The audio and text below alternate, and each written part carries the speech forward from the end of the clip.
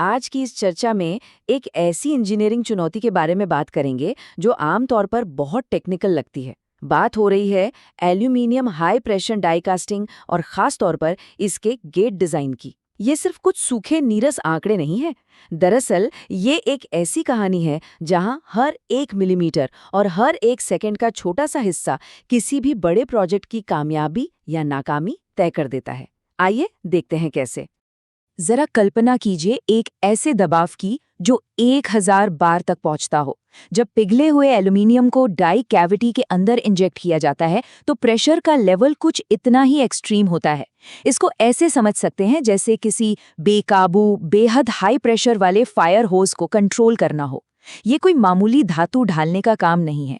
ये बिल्कुल extreme conditions में काम करने का विज्ञान है, जहां एक छोटी सी चूक और सब कुछ बर्बाद। और हाँ, बात सिर्फ भयंकर दबाव की ही नहीं है। 100 मीटर प्रति सेकंड। ध्यान दीजिएगा, ये वो मैक्सिमम स्पीड है जिस पर ये पिघला हुआ एल्यूमीनियम आगे बढ़ता है, मतलब पलक झपकने से भी तेज। अब इतनी तेज रफ्तार और इतने भारी दबाव के बीच यहाँ एक्यूरेसी कोई विकल्प नहीं है, ये एकदम बेसिक जरूरत है। अगर डिजाइन में हल्की सी भी कमी रह गई ना, तो धातु अपनी दिशा भटक जाएगी और पूरा का पूरा ढांचा खराब हो जाएगा। तो आखिर इस पूरी पागलों वाली स्थिति को कंट्रोल कौन करता है? ये काम करता है गेट। अब नाम सुनकर लग सकता है कि ये कोई आम सा रास्ता या छेद होगा, पर नहीं, ये एक बेहद बारीकियों से डिजाइन किया गया अदृश्य हीरो है। यही तय करता है कि पिघला हुआ मेटल किस रफ्तार से, किस दिशा में और कितनी शांति से सांचे के अंदर जाएगा और फिर कैसे जमेगा। मास प्रोडक्शन का पूरा दारोमदार इसी गेट की ज्योमेट्री पर टिका होता है। तो चलिए आज के इस विश्लेषण का रोड मैप जल्दी से समझ लेते हैं। कुल 5 मुख्य हिस्सों पर बात होगी। पहला, एचपीडीसी का जादू, फिर इसके प्रकार और प्रवाह व्यवहार। उसके बाद पिघले हुए धातु का गणित समझेंगे, फिर आम दोष और उनके समाधान देखेंगे, और आखिर में कुछ ऐसी real world engineering success stories पर नजर डालेंगे जहां इस गेट डिजाइन ने चमत्कार किया है। एक बार ये बेसिक गणित समझ आ गया तो आगे की सारी मैन्युफैक्चरिंग मिस्ट्री आसानी से सुलझ जाएगी। आइए भाग 1 से शुरुआत करते हैं, एचपीडीसी का जादू। देखते हैं कि इस प्रोसेस का हमारी आम जिंदगी पर कितना बड़ा और गहरा असर पड़ता है। ऐसे कई कॉम्प्लेक्स कंपोनेंट्स हैं जिन पर रोजाना भरोसा किया जाता है, चाहे कार का इंजन ब्लॉक हो या एरोस्पेस इंडस्ट्री के नाजुक हिस्से। इन सभी को यही प्रोसेस आकार देता है।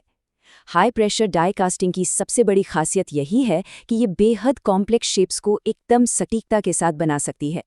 लेकिन इस जादू को हकीकत में बदलने के लिए फ्लूइड डायनामिक्स और तापमान पर 100% कंट्रोल होना चाहिए, क्योंकि अगर ऐसा नहीं हुआ तो ये कंपोनेंट्स काम के वक्त टूट सकते हैं, जो सच में किसी बड़े खतरे से कम नहीं। अब बढ़ते हैं भाग 2 की तरफ, प्रकार और प्रवाह व्यवहार। यहाँ हम देखेंगे कि गेट का आकार और ढांचा कैसे मेटल के बहने के तरीके को तय करता है। हर खास स्थिति के लिए एक अलग तरह का गेट होता है। मुख्य रूप से ये 4 तरह के होते हैं। सबसे पहला और कॉमन है एज गेट, जो बिल्कुल एक समान प्रवाह या यूनिफॉर्म फ्लो देता है। फिर आता है फैन गेट, जो आगे से पंखे की तरह चौड़ा होता है। ये उन हिस्सों के लिए परफेक्ट है जो बहुत पतले होते हैं। तीसरा है पिन गेट, ये छोटे और गोल होते हैं और छोटी कास्टिंग्स के काम आते हैं। और आखिर में टैब गेट, जिसमें एक एक्सटेंशन होता है ताकि मेटल के अंदर जाते वक्त आपस में टकराव या टर्ब्यूलेंस को कम किया जा सके। हर एक का अपना एक परफेक्ट यूज केस है। अब धातु के बहने की 2 ही मेन सिचुएशंस होती हैं। पहली है लैमिना फ्लो, जहां मेटल बिल्कुल शांति से एक सीधी धारा में बहता है, और दूसरी है टर्ब्यूलेंट फ्लो, जहां सब कुछ बहुत उथल-पुथल और तेजी के साथ आगे बढ़ता है। सच बताएं तो टर्ब्यूलेंट फ्लो किसी भी सॉलिड कास्टिंग का सबसे बड़ा दुश्मन है। इस उथल-पुथल की वजह से मेटल के अंदर हवा फंस जाती है, ऑक्साइड्स बन जाते हैं और कास्टिंग अंदर से खोखली या पोरस हो जाती है। इसीलिए किसी भी गेट डिजाइन का इकलौता लक्ष्य हमेशा लैमिना फ्लो हासिल करना ही होता है। तो सवाल उठता है, आखिर सही रफ्तार होनी क्या चाहिए?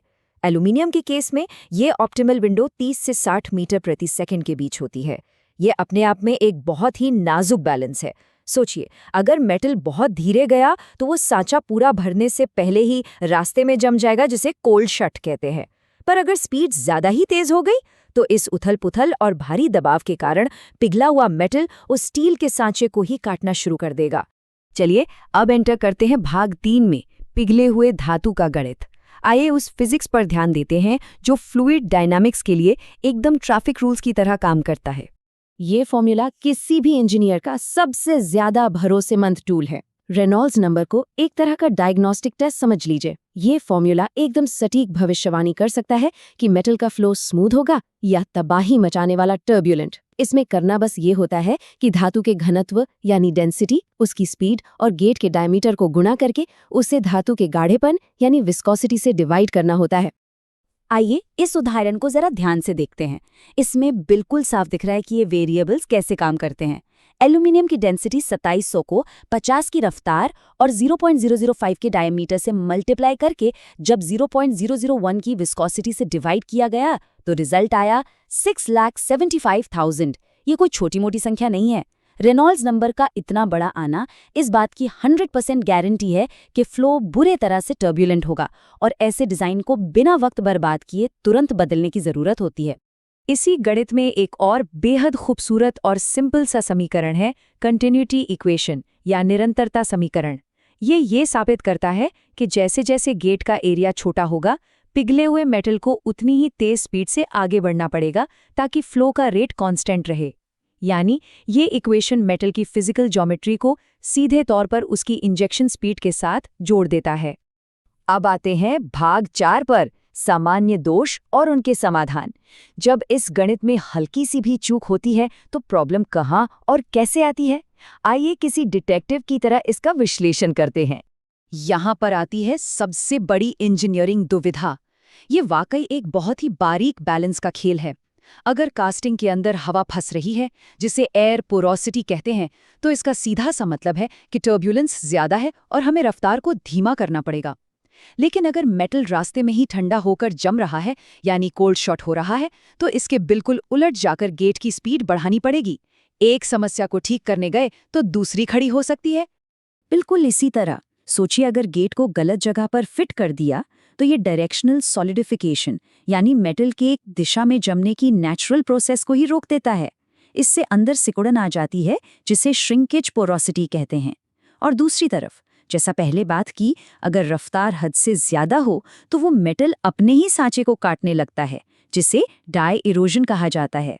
इससे बचने के लिए मजबूरन बेफद महंगे और वियर रेजिस्टेंट मटेरियल्स का इस्तेमाल करना पड़ता है। और आखिर में भाग 5, real world engineering success stories. गणित और थ्योरी तो अपनी जगह ठीक है, पर जब कोई करोड़ों का बड़ा प्रोजेक्ट फेल होने की कगार पर होता है तो गेट डिजाइन में किया गया एक छोटा सा बदलाव कैसे उस प्रोजेक्ट को डूबने से बचा लेता है। आइए देखते हैं। इस ऑटो हाउसिंग प्रोजेक्ट के केस को ही लीजिए। ये प्रोजेक्ट लगभग फेल हो रहा था क्योंकि इसके पार्ट्स खोखले और कमजोर बन रहे थे। फिर इंजीनियर्स ने मेटल की स्पीड को शांत करने के लिए एक बड़ा ही स्मार्ट मूव चलाया। उन्होंने एक बड़े गेट को हटाकर मेटल के प्रवाह को 2 छोटे ड्यूअल गेट्स में बांट दिया। बस इस एक छोटे से डिजाइन चेंज से मेटल का टर्ब्यूलेंस लगभग खत्म हो गया और डिफेक्ट्स में सीधे 40% की कमी आई। किसी फिल्मी रेस्क्यू मिशन से कम नहीं था ये। ऐसे एक नहीं अनगिनत उदाहरण हैं। एक एलईडी हाउसिंग के प्रोजेक्ट में कोल्ड शट की प्रॉब्लम को सिर्फ गेट की चौड़ाई बढ़ाकर ठीक कर दिया गया। एक गियरबॉक्स कवर प्रोजेक्ट में ठोस मजबूती के लिए गेट को एक नई जगह पर शिफ्ट कर दिया गया। और एक पंप बॉडी की प्रॉब्लम तो और भी अलग थी। वहां सिर्फ कुछ एक्स्ट्रा ओवरफ्लो वेल्स जोड़ दिए गए ताकि अंदर फंसी हवा बाहर निकल सके। ये सभी ऐसी गलतियां थीं जो पूरा प्रोजेक्ट बर्बाद कर सकती थीं, पर सटीक मैथमेटिकली कैलकुलेटेड गेट डिजाइन की वजह से इन्हें बड़ी आसानी से सुलझा लिया गया। आज के दौर में मैग्मस सॉफ्ट और ऑटोकास्ट जैसे बेहद एडवांस्ड और शानदार सिमुलेशन सॉफ्टवेयर आ गए हैं। ये आपको मेटल फ्लो का एकदम सटीक 3D विजुअलाइजेशन दिखा सकते हैं और इनसे गजब की इंसाइट्स मिलती हैं। लेकिन जैसा कि इस पूरी चर्चा में सामने आया, सॉफ्टवेयर सिर्फ ये बता सकता है कि क्या गड़बड़ हो रही है। उसे ठीक कैसे करना है, उसके लिए फंडामेंटल फिजिक्स और मैथ्स की गहरी प्रैक्टिकल समझ होना आज भी सबसे बड़ा हथियार है। और बस यही बात एक सबसे ज़रूरी सवाल खड़ा करती है। जैसे जैसे ऑटोमेटेड सॉफ्टवेयर और एआई तेज़ी से एडवांस हो रहे हैं, क्या इंसान का अपना खुद का इंजीनियरिंग एक्सपीरियंस और ये बुनियादी गणित आगे भी सबसे अहम कड़ी बने रहेंगे? या फिर आने वाले कल में ये सॉफ्टवेयर खुद ब खुद ही ये सारे कॉम्प्लेक्स फैसले लेने लगेंगे? ऑटोमेटेड सिस्टम्स और इंसानी दिमाग के बीच का ये बदलता हुआ बैलेंस वाकई सोचने पर मजबूर करता है। आज के इस विश्लेषण में बस इतना ही।